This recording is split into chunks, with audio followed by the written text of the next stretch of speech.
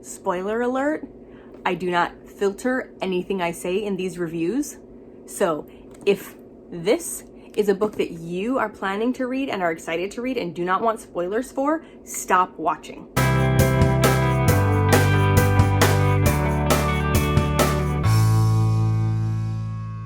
Good morning everyone, Persephone Jane here, moving right along with our 2020 book review series.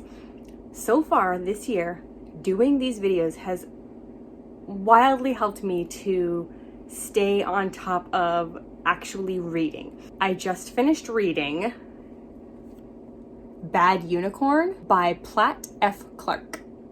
Platt? I think it's Platt, but I'm not sure. I was so excited to pick up this book. I mean, just look at the cover. Like that unicorn, I'm trying to keep the glare off. That unicorn looks badass, right? I mean, like it's eating bones. It's got a squirrel skewered on its horn. It's got like star tattoos on his bum. It's got a I don't know, what's that belt of bullets called? I don't even know what it's called. I can't think of it right now. But it's a badass unicorn, right? So I was super excited. And then you pick up the back and you find out that the unicorn's name is Princess the Destroyer. It's middle grade. It's about a kid who finds or has this book from his childhood. And through the book, he learns that he is a wizard from another realm. And the realms, there's 3 realms and they exist simultaneously. And his ancestor came from the magical realm and he lives in the technical realm. And his ancestor created the book of magic and then passed it down, and now he has it. Unbeknownst to all of this stuff over here, Max, the lead character, now has it.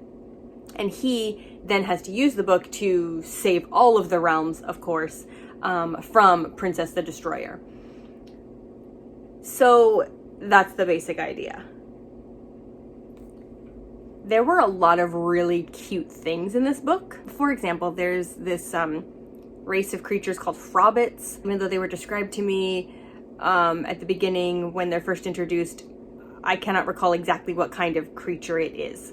Like I want to say it's furry and chipmunk-like, but taller. Anyway, the Frobbits are hilarious. Their main technique for battle is to cover themselves in spices and be prepared to be eaten. They're very subjugative. Is that a word? Like they subjugate. I can't even think of the proper word to use right there.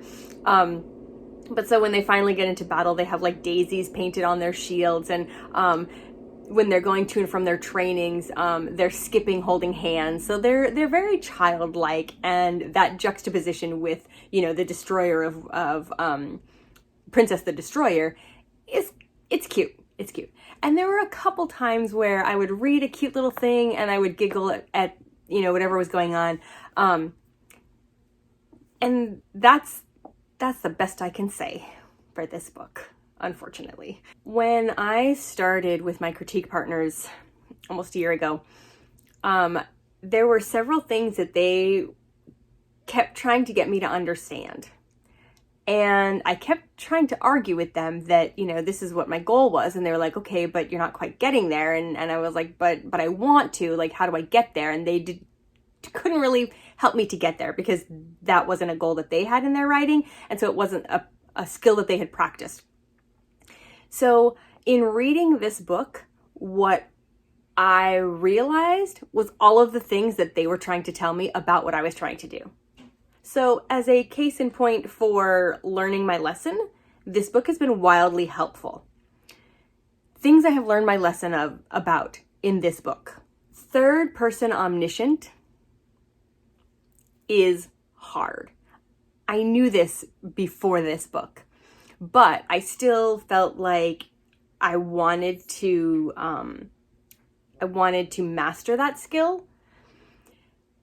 This book has made me realize that mastering that skill, while a good and lofty goal, might not be one that I want to apply to what I'm writing right now because it's so difficult to do. Even after reading Terry Pratchett, who is like the king of third omniscient, like he goes everywhere, he is everyone, and he just gives you what you need to know from whoever it happens to be, and it can be very confusing in his books, and he's really good at it. This bumped around from head to head in a scene so much that it was very hard for me to follow and figure out what I was supposed to be learning from a scene. Like, what is this scene supposed to be telling me as a reader? And I could never really figure it out because we were constantly like learning about one person's thoughts and feelings and then getting a little bit of narrative and then learning about another person's thoughts and feelings, to the point where I could never figure out who felt what because I was constantly switching back and forth. Which is exactly what my critique partners kept trying to tell me. And I just wasn't getting it because I had written it. It made sense to me. It was very clear. But as a reader coming in, learning these characters for the first time and not having worked with them for 3 years straight, it's very different. So I will no longer be trying to write in third person omniscient. This book has shown me the difficulty of reading that when it's not well done. And I had difficulty reading it in Terry Pratchett where it is well done. There was one book that switched from, that switched perspectives in a scene, that I didn't even realize it until I got to the end of the scene. And that was The Starless Sea. And I talked about that in the Starless Sea video, that there were several scenes where I would be reading and I would get to the end and I'd be like, wait a minute, I've come into this room as one character and I'm leaving this room as a different character, and I don't know where I switched POVs. And I would have to go back and reread it, and even still I'd be like, there's this whole area where I guess we're switching here, but even looking for it, I could not pinpoint where we switched characters, but I knew by the end that I had switched characters and we were moving on with this new person. And I want to sit down with that book and do a case study on that particular thing because she did it really well. This book did not do it well, in my opinion, as a reader. It confused me and it kept me guessing in a bad way, not in a good way. Another thing that my CPs were constantly talking to me about was the names of characters. When they are too similar or even not super similar, but alliterative, they tend to get swapped. So for example, in this book, there's a character named Dwight and a character named Dirk. Dwight, Dirk, the D's, but also the WR, like DW and DIR, like the RW sounds are very similar. And then they end on a hard note. So those two names were similar enough that I constantly had to stop and be like, wait, which one? Like, one said this and the other one said this, but then by the time I get to here, I can't recall who said this one. And a lot of times they were differing opinions, so I couldn't really follow it. Or a lot of times I expected it to be differing, but it was supporting statements. And so then I was confused. I was like, wait, I didn't expect that character to support the other character. And now I'm confused because their names are so close together that it's not clear to me. And so then I have to go back and reread it to decide who's saying what. And that takes me out of the narrative and takes me out of my ability to like enjoy and immerse in the story. Another thing that my CPs talk to me about frequently in our critique sessions is structure and plot, right? In this book, the Codex, which is the book that Max, that the big wizard created and then passed down in his family, and now Max, the main character, has, throughout the book, pages from the Codex, visually different, obviously straight from the Codex, like that I'm supposed to be reading, were scattered throughout this book, which is a nice literative tool. In the Dear Martin video that I recently did, I talked about how she used the letters in a similar way to break things up.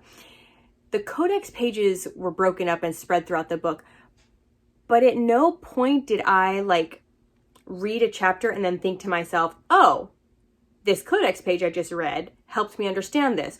Or I never got to a codex page and said, oh, now what's here is helping me understand what's happening here. And I don't know if that's just that I read it wrong and I didn't pick up on things that I was supposed to pick up on, or if it just wasn't there. But to me, it felt more like the codex was for throwing in silly, funny, magical things, but didn't exactly have a whole lot to do with everything that was going on.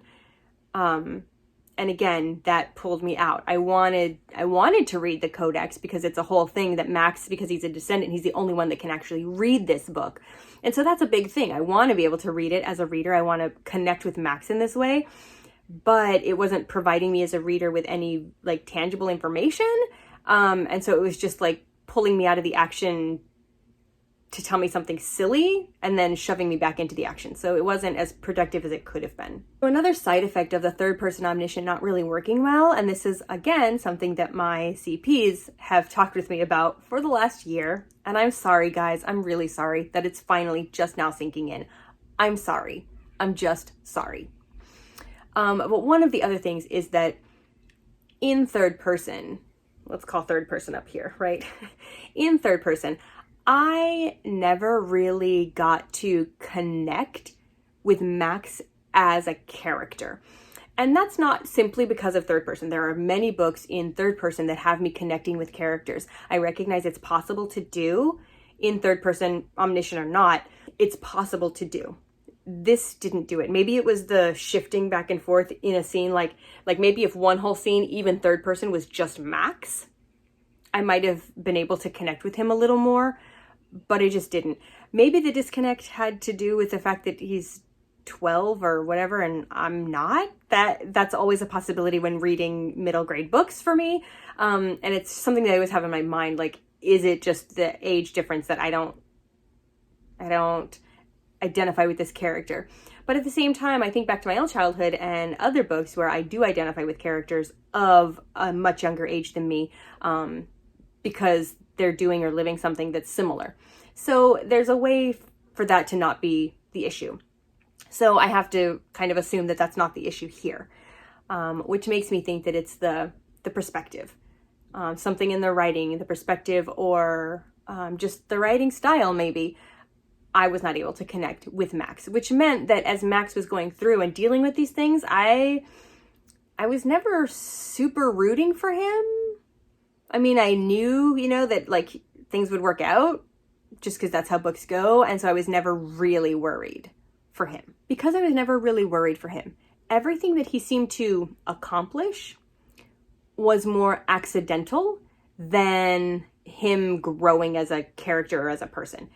Like when he would use magic successfully, it was completely accidental. Even all the way up until the very end when he defeats Princess the Destroyer, it's still accidental.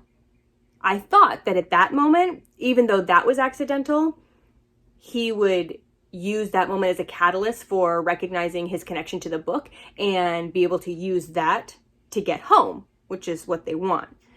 But he didn't. Instead, they got home because Dirk found some random guy in a cave that claimed to be a Dragon King. Yes, okay, he turns into a dragon and he proves to them that he's the Dragon King, but it still felt like a very Deus Ex Machina, like, we've backed this character into a corner and he hasn't grown so that he can use his magic to get them home. Even if he uses his magic to get them home, but they don't end up at home, that would have been okay. But having the Dragon King send them back, I don't know, it negated all of what little progress was made, was completely negated by the Dragon King coming in and, saving the day, so to speak. Because then the Dragon King doesn't even send them home to their time and their world. It's implied that he sends them to the magical realm, which is not what their goal was. And he's welcomed into that magical realm by some unidentified voice in his head. I'm sorry, that's not how you end a book. If you're going to have the end of the book not be them getting home, which is their goal for the entire book is them trying to defeat Robo Princess so that they can get home. If you're not going to give me that as a reader, you need to set me up for not getting that. I was not set up. If it's there and I missed it, I will take the comments and I will take the commentary and I will reevaluate my stance. But as it stands right now, I was not set up. Even after at the end by reading it, I couldn't look back and be like, oh, these things were said or mentioned, or these things were true, and I could see that being what happened. But it wasn't enough. If it's there, it wasn't enough for me to look back and see that that's what I should have expected. Because I can even handle that. Like if I get to the end and it's not what I expected, and then I see the trail that should have led me there, I'm like, oh, okay, sure. But I didn't even have that. It was just like utter chaos at the end. I don't know what I'm supposed to take away from this. Am I just supposed to be set up for book 2? That seems like a waste. There should be a complete story arc within book 1 that also, or in addition to, sets up for book 2, but one should be a complete arc, and I feel like there wasn't one. So, if you've read it, please leave me some comments and let me know what you thought. I need some other input to help me work this out and to help me maybe get over it, because I might be a little bit angry because I was so excited for the premise of this book and it fell flat on lots of different areas. That's all for today, guys. Thanks for watching.